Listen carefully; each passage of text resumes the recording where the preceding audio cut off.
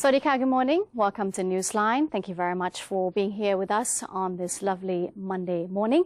Joining us on NBT, Radio Thailand FM 88 and also NBT World. It's August 24th of 2015 and let's have a look at today's top stories.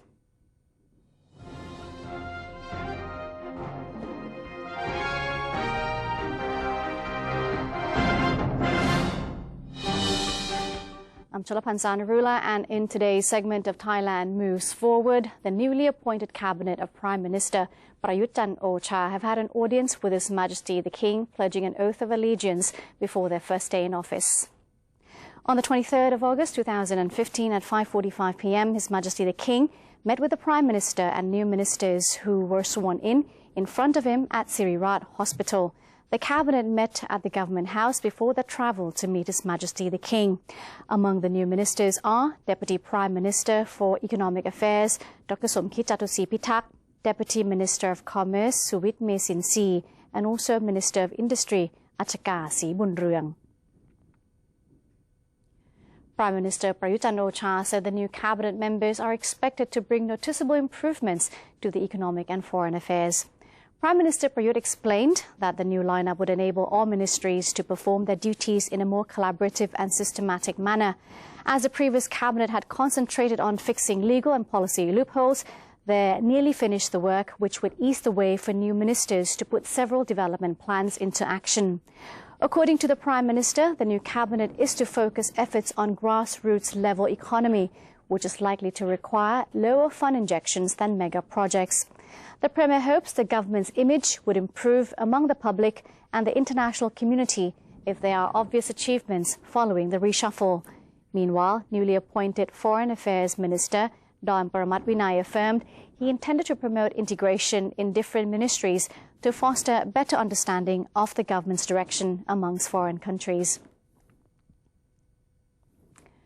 On SMEs promotion, Prime Minister Prayut Chan-o-cha has reassured operators of small and medium enterprises that the government will do its best to bolster their businesses. In the weekly televised program Returning Happiness to the People, Prime Minister Prayut soothed worries of SME operators by mentioning several government attempts to strengthen their enterprises, including legal amendments, financial credit extension, training and business matching programs. The Prime Minister also talked about the government's plan to launch floating agro markets in waterfront districts in Bangkok and also nearby provinces.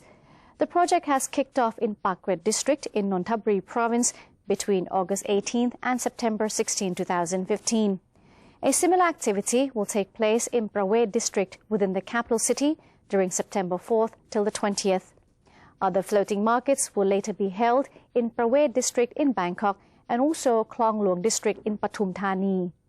The government believes the project will give operators access to funds and enable consumers to avail themselves to quality and affordable products. The National Council of Peace and Order has announced that the investigations into the bomb blast at Raj Prasong intersection and Sathorn Pier have progressed well, with more evidence being gathered. NCPO spokesman Colonel Winthai Suwari said the overall situation after the explosions was generally peaceful and officers had more evidence on the incidents. 2 people who had published misleading information in the social media had been arrested. Colonel Winthai added that the NCPO would announce the case's progress as deemed fit. Law enforcement against illegal actions has been intensified in Bangkok to ensure the security for the public. The government has also paid compensation to relatives of 16 injured and others who were killed. 14 of them are foreigners and 2 Thais. The government has expedited compensation for 100 others as well. The National Police Chief has dispatched more than 1,000 security officials to tourist areas across Bangkok as part of the Royal Thai Police anti-crime campaign. The team, consisting of Metropolitan Police, military personnel and volunteers, are patrolling places frequented by foreigners, such as shopping centres, pubs, restaurant zones and guest house districts. The National Police Chief, Somyot Phumpanmuang, said the operation is a psychological tactic aimed at deterring criminals. The move is expected to bolster confidence among the general public and tourists. Security across the capital city has been particularly tight after the popular tourist district of Rajprasong was rocked by a bomb blast, which killed at least 22 and injured scores. Meanwhile, the Royal Thai Police is speeding up installation of more security cameras and lighting at frequently visited spots across Bangkok to reduce crime. Assistant National Police Chief, Police Lieutenant General Prawut Thawansiri disclosed that the Royal Thai Police had told private contractors to finish installing security cameras and lighting at busy areas, including SkyTrain stations, streets and tourist spots as soon as possible. He said his survey of different shopping malls and transit stations found that some of them lacked lighting, while some surveillance cameras were quite low-tech and inadequate. The Assistant National Police Chief added that the face scan technology would also be incorporated into the criminal database to strengthen efficiency of police operations. The National Legislative Assembly has continued with its meeting with voters across the country, with the latest destination being one of the northeastern provinces.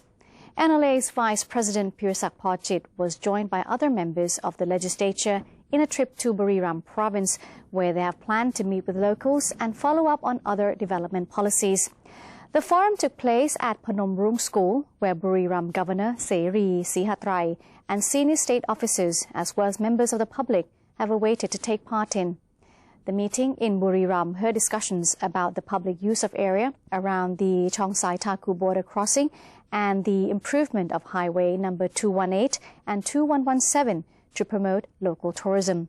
Locals attending the forum were also invited to raise their problems and ideas, which were about the lack of land deeds and the worries about the impact of the City Planning Act on their rights to use land to make a living.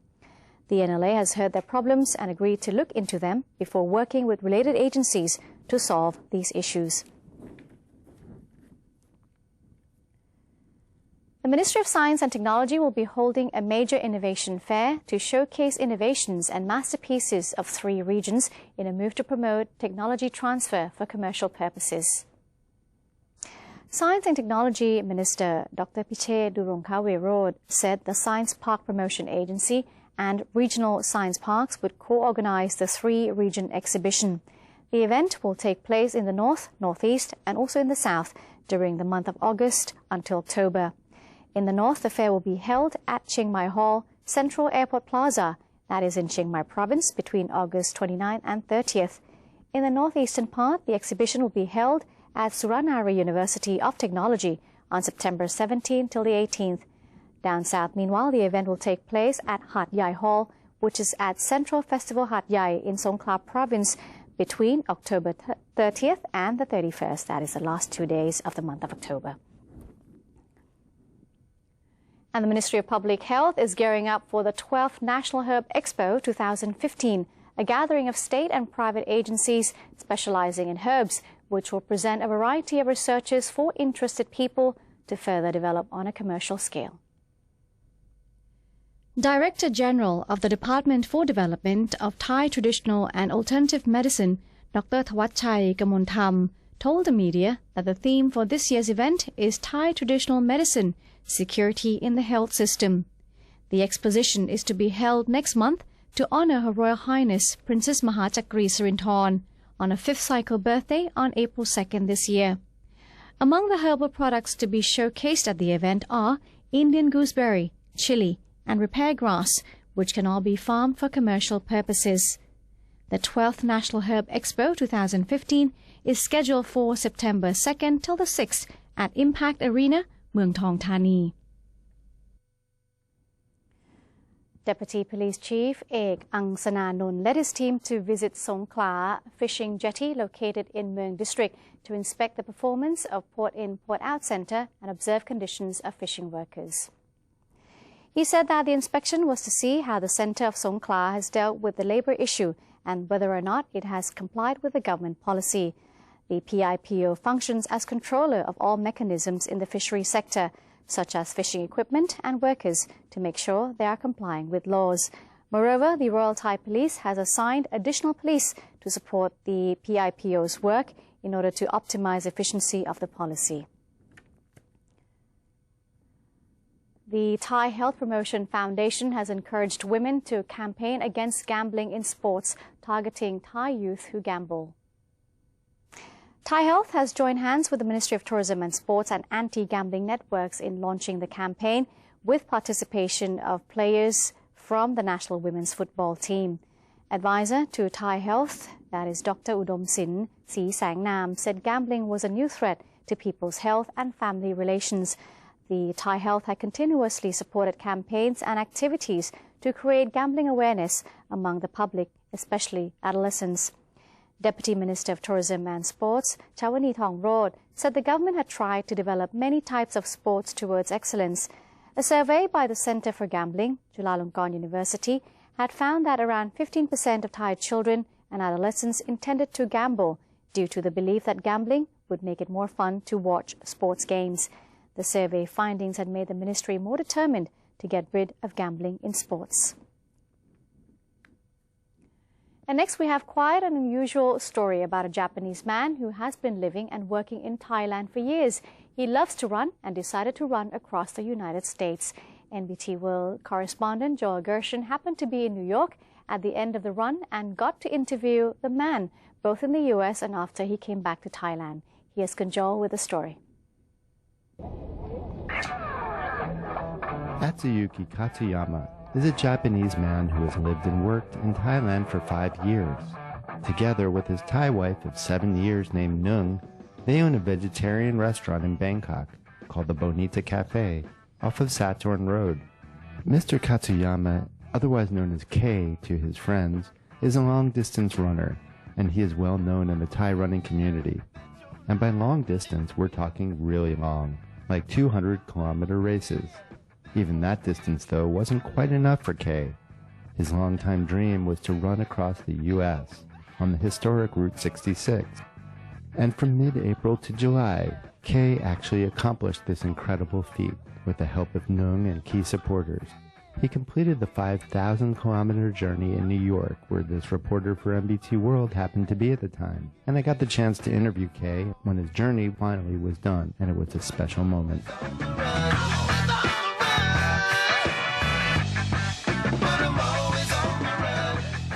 What is this feeling that you all have right now? We're done! Surreal! Okay! Surreal! It's unreal! 5,050 kilometers! Yes! I feel inspired. Kay, can you even say anything at this point? Yeah, I just love running. And then I'm still so happy that I still want to run tomorrow. I like to do something difficult, something easy. It's not mine. So that's what I enjoyed in the past 79 days. I enjoyed every step in this beautiful country, United States. One of the reasons why I have chosen United States is this country has beautiful scenery and also beautiful people culture. I love Route 66 so much. And then we have seen lots of landmarks on Route 66, lots of attractions, and we have talked with lots of people there. Are you excited to go back to Thailand? Really exciting. I want to quickly go back.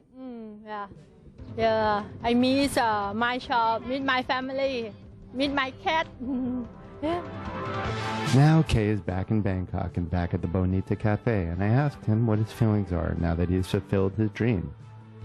I still don't get what has happened to me really. After I come back here, lots of my friends were waiting for me. Yeah, this is my home, this is my place. Yes, Thailand is my place. So congratulations to Kay and Nung. And if you want to learn more about his experience or just enjoy a nice vegetarian meal, you can visit them at their restaurant, the Bonita Cafe, on Pan Street off of Saturn Road. For NBT World, this is Joel Gershon.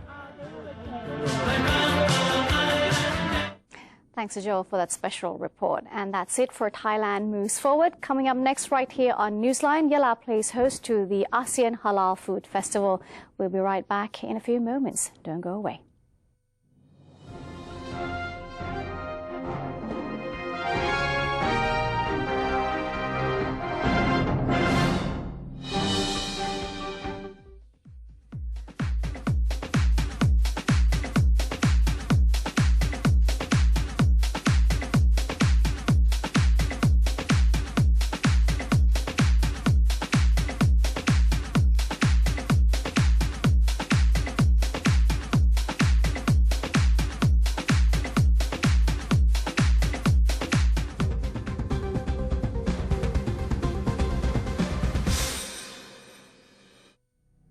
to maintain a strong nation, Thailand is promoting 12 core values for the good of the people.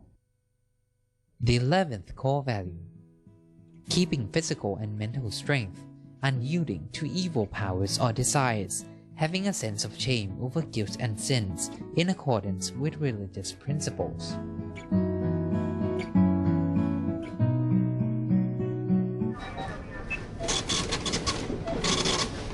How could you do that to me?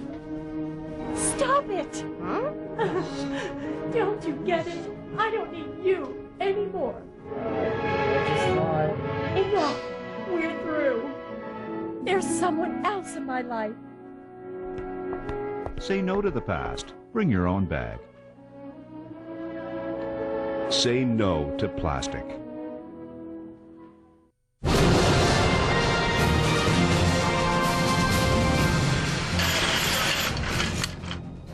สวัสดีครับ This is Thailand at large. The show which is about to take you to the new experiences with the exciting stories. With charming fascination.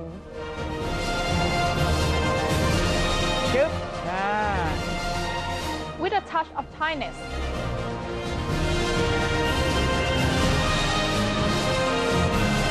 Join us on NBT World.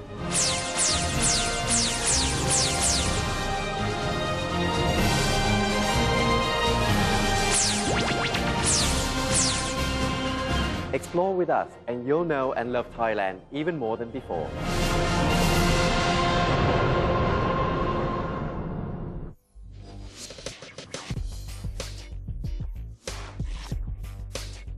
Multiple perspectives, insightful commentary on Thailand with The Insider every Sunday morning at 10:30 on NBT and NBT World.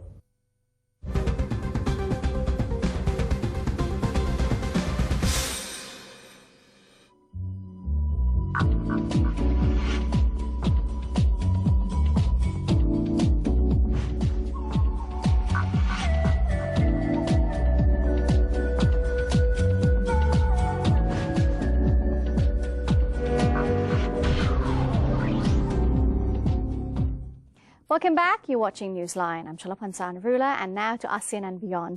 A special event to promote halal food has been held over the weekend in the southern province of Yala. Yala Governor Sama Varadisai chaired the official opening of the ASEAN Halal Food Festival, which took place at the White Elephant Park in the center of the province. Mr. Samad also presented the award to the winner of Khao Yam, a traditional southern-style rice and vegetable salad contest, before visiting all exhibitions put up in the festival. Chairwoman of the Yala Muslim Business Association, Wanna Radin Ahmad, said that the event has received support from the Southern Border Provinces Administration Center, the Nakhon Yala Municipal Office, local, state and also private agencies. She added that the festival has been planned to boost local economy and promote the ambience of love and unity amongst locals, while presenting a positive image of the province to both local and foreign tourists.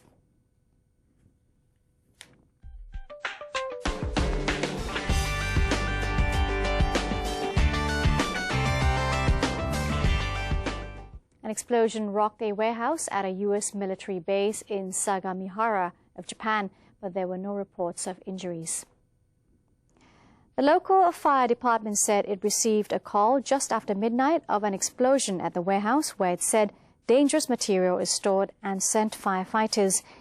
The media added that the fire had subsided and there was no danger of it spreading since there were no adjacent buildings. The cause of the fire was not immediately determined, and it was not known exactly what type of material is stored in the warehouse, according to the fire department.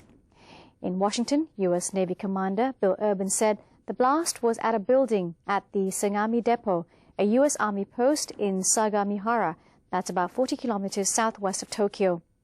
Japanese Broadcasting Corporation said earlier the Sagami General Depot was used to store petroleum products and ammunition. Protests against the Lebanese government turned violent for a second day on Sunday, and Prime Minister Tamam Salam threatened to resign as public discontent brought thousands into the streets. Thousands of protesters have taken to the streets of Beirut this weekend as part of the You Sting campaign directed at the government. Water cannon and tear gas were fired at protesters, and demonstrators threw rocks and sticks at riot police as violence flared near Salam's offices in central Beirut. Security forces fired into the air, clouds of tear gas wafted through the streets, and shop fronts were smashed as police tried to force protesters from the area. Similar scenes unfolded on Saturday night. Dozens of people have been hurt over the 2 days. 30 members of the internal security forces were injured, one seriously, said the national news agency. Anger at the Salam-led unity cabinet grouping Lebanon's fractious politicians has come to a head over its failure to resolve a crisis over garbage disposal that reflects the wider failings of the weak state. Salam's cabinet has been hamstrung by political and sectarian rivalries that have been exacerbated by wider crises in the Middle East, including the war in neighboring Syria. Iran reopened its embassy in London on Sunday, reciprocating hours after Britain restored diplomatic ties with Tehran. Iran's Chargé d'Affaires in London, Mohammed Hassan Habibullahzadeh, and Deputy Foreign Minister Mehdi Danish Yazdi attended the event. Former British Foreign Minister Jack Straw was the last UK minister to visit Tehran in 2003. He spoke of the importance of this diplomatic relationship, which dates back to the 19th century. Iranian cleric Mohammad Razavi agreed that it was an important day, saying, "We hope that the relationship gets better between the two countries." Chairman of the UK All-Party Parliamentary Group on Iran, Richard Bacon, attended the opening, saying he had been waiting for this day. In 1980, Britain's elite Special Air Service stormed the Iranian embassy overlooking Hyde Park in London after 6 gunmen demanding the release of Arab prisoners from the southwestern Khuzestan province took 26 hostages inside. Iran thanked Britain for saving all but one of the hostages. Nurman Limon was a member of parliament in 1980 and went on to serve as finance minister in Margaret Thatcher's government. He said the reopening was a good thing. And that's it for today's edition of Newsline. Thank you very much for joining us this morning. If you do have any suggestions, please feel free to email them to us. And the email address is now appearing on your screen. It's newsline.nbt@gmail.com. You can also follow us through other media channels. We have Facebook. You can simply type in NNT or visit our website, that is thainews.prd.go.th/en. Today we say goodbye, taking you to Khon Kaen Zoo, and let's enjoy the white baby wallaby there. I'm Chalapan Sanarula. We'll see you tomorrow. Swadee ka.